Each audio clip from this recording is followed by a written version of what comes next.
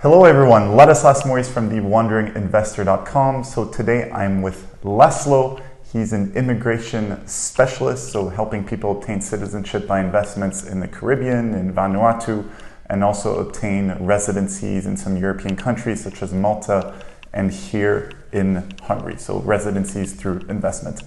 And today I want us to discuss a topic that few people ever bring up, which is the paperwork and the documentation which is required to obtain some of these citizenships. Because people think, oh, you pay money and then a few months later you receive a passport in your mailbox. The process is actually a lot more complicated and thorough, which is why you need a good agent to guide you through this process. So Laszlo, first of all, thank you for your time today. I'm happy to be here. And could you tell us a bit more about the services that you offer? And then two, also, essentially, if I come to you, I say I want to get a St. Lucia passport, for example, what sort of documents will be required of me to apply? Thank you for the introduction. We have been offering citizenship and residency by investment program participation to our clients for more than 25 years now. And we have met with some interesting questions and interesting requirements from the countries which we are working with. Ordinarily, I think that the most important consideration to understand is that those countries do not want to have criminals or people with criminal backgrounds to jump into the system and to obtain citizenship. That is, on a long-term basis, a very stupid policy if somebody does that, as the international reputation of the country could suffer a lot. And that is why there are two sets of documentation which are usually required. It varies from country to country. Europe is usually stricter, especially for European citizenship, than the Caribbean ones. Most important difference is whether the country would like to check and how thoroughly the source of the wealth of the client. In the Caribbean, usually they require information about the money which is invested through these programs, either as a donation or via government bond or a property purchase. While the European jurisdictions, in a sense, understandably, would like to get as near a picture about the personal wealth of the client and obviously where it is coming from, not only the 100 or 150,000 which is paid to the Caribbean countries, but rather higher amounts of money. So we talk about two separate groups of countries which require documentation. Okay, so here we're talking about citizenship, so notably Malta, which requires a lot of paperwork. Yes. But residency through investment schemes, typically governments ask for a lot less paperwork.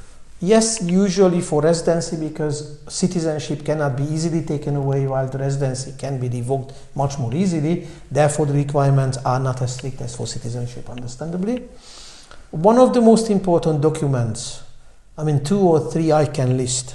One which is, I think that the most important one, is the police no criminal record certificate, whichever way it is called in that specific country where the client lives.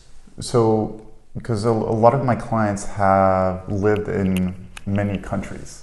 So are they supposed to just show a police background check from their country of residency, their country of citizenship, or all of the countries where they lived?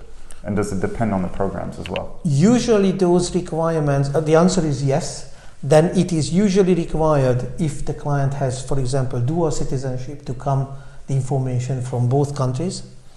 And also if they have been resident in a country different than currently where they are, then going back 5 or 10 years.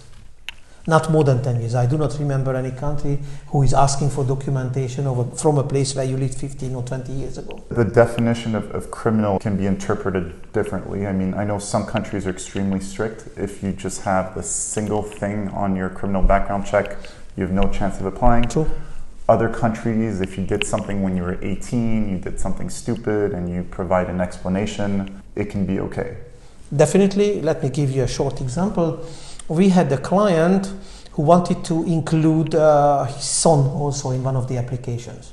Let me not say anything about the nationality. What I can say is that his son started to argue in one of the best cities in the world where they were studying, started to argue with another guy whose father was also very affluent, of whose whose family has more wealth. They got into a fist fight.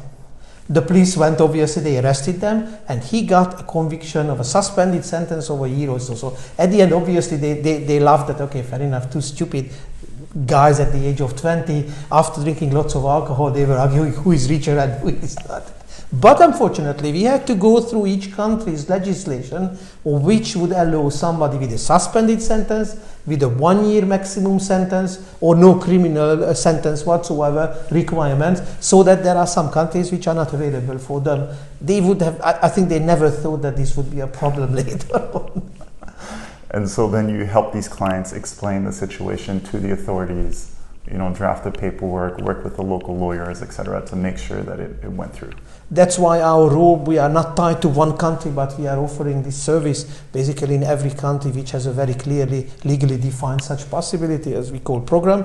Then yes, we try to find the best solution for that client, and then depending on many circumstances, like the possible criminal background. I mean, 20 or 30 years ago, you committed something really under the influence of whatever it is, shouldn't be a deciding force, but try to explain to those governments it won't work. It's written that no criminal record, then it's no criminal record. And we are helping the clients to try to find really the country first, and based on that country's requirements, we provide a list of necessary documents which should be filed with the authorities. Okay, clear. And typically people also have to show an apostille marriage certificate or a certificate of civil status. Although it's a little bit of technicality, whether it's apostilled or without apostille is another matter, which we also have to see of what kind of legal system that country operates, where the client is resident or citizen, what kind of document legalization should we require based on the local legislation of the country where he is currently living. So that's also a job which we have to do. But otherwise, yes, it's not just the marriage certificate, but the birth certificate, marriage certificate, possibly divorce certificates or court rulings, and also a so-called document as the certificate of civil status, which proves the current situation, marital situation of the client. Because a marriage certificate which he could produce about a marriage which happened like a year ago, 5 years ago, 10 years ago, doesn't mean that they are still married. And nearly every country has this kind of civil status certificate. Interestingly, the US doesn't, so it is a question of how we handle it in the US, but there are also ways and means of how to do that. Okay, clear. And are there medical tests as well to pass? Usually those countries do not like somebody with communicable diseases to get citizenship for, I would say, understandable reasons. And therefore, all of them require either a locally produced medical check and the results of the medical check, or something which is from their home countries. European residencies usually require a medical check in the country where you apply for the residency. For the Caribbean, obviously, you are not expected to go to Antigua and to have a medical check there just for the sake of producing a medical check certificate. They accept the medical check to come from the place where you live, in a certain specified format, of course. Okay. And does one have to show university degrees, high school certificates? It varies. It is not always obligatory, because gaining a citizenship is conditional on fulfilling the conditions, and the conditions do not include the fact of a university degree, that to give citizenship you must have a university degree. Obviously that is not the case. But when they are checking the wealth of the person, or what is the source, obviously if the background documentation includes indication about the university degrees, diplomas and so on, higher education, different courses, different studies, yes, that have the application. So let's say I want to buy citizenship in St. Kitts and they ask me for the source of funds, and let's say I sold an apartment in the Netherlands and I have a sales contract from the Netherlands. The money was sent to Georgia, to give an example, and then I can show the bank statements showing that the money arrived in Georgia. So would this be good enough? Would they ask for a translation, an official translation of the Dutch documents? Do they want these official translations to be apostilled or notarized? Same thing with the bank statements. Like, how much actual groundwork is there to do? Sometimes a lot, especially if the country where the client lives, or whose citizenship he has now, that country is not part of the apostille agreement, And then it's the consulates and the embassies have to work with each other, and St. Kitts doesn't have that many embassies, so that could be a problem. But the Caribbean countries usually, if there is no apostille membership for that country, then usually can be flexible, because they understand that to get the paperwork on that highest level is an extremely hard work to get, and would take really like half a year or a year. So all in all, they can be flexible in this. Most important question, whether what you put down as a source of funds is believable or not. And then if you sold a flat or a house and you have the funds for your personal bank account, it is a very straightforward thing. Translation obviously would be needed, because then usually these countries operate with English. And if it's not in English, how could the government bureaucrat decide whether that document is really about that transaction? So yes, translation is required. Whether it should be a certified and official translation and so on depends on the country. And this is why I work with Laszlo, because he offers these CBIs for many different countries, and he can help you find the right jurisdiction. Because all too often, if you Google, passport or citizenship Dominica, you'll have a whole bunch of agents, and many of them sell only Dominica or Dominica and one other citizenship.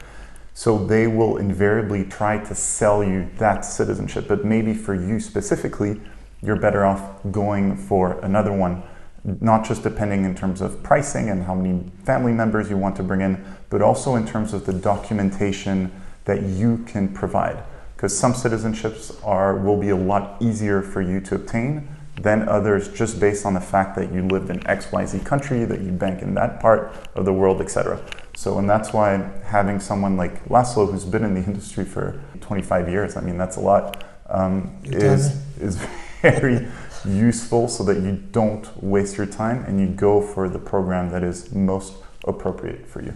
I think I have to agree with it. Just as an example, the first legalization, super legalization question we did was in 1995 for a Seychelles entity where Seychelles was not part of the apostille agreement, so we had to go through the Seychelles Supreme Court, the Seychelles Ministry of Foreign Affairs, the Seychelles Embassy in South Africa, and the country's embassy in South Africa where the document was used.